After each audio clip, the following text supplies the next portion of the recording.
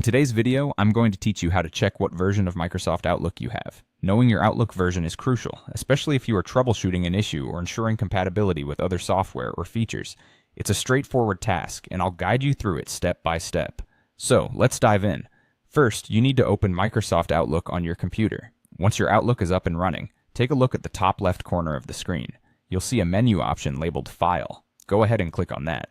Clicking on File will take you to a menu where you can manage your account settings and access various options related to your Outlook application.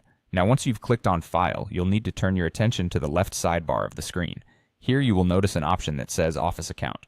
Sometimes, depending on your version, it might just say Account. Select this option. This is where Microsoft consolidates a lot of your account details and product information. After selecting Office Account or Account, the next step is to look for the section that says About Outlook.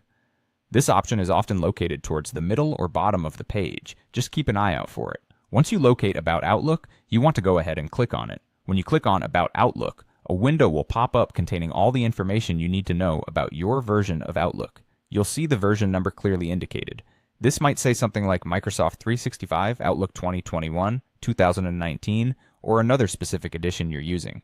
In addition to the version number, you will also notice details about the build number and whether you have the 32-bit or 64-bit version installed.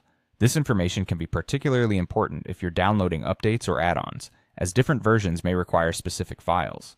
As we conclude, it's essential to highlight that understanding which version and bit version you have can significantly impact your interaction with other software and troubleshooting processes.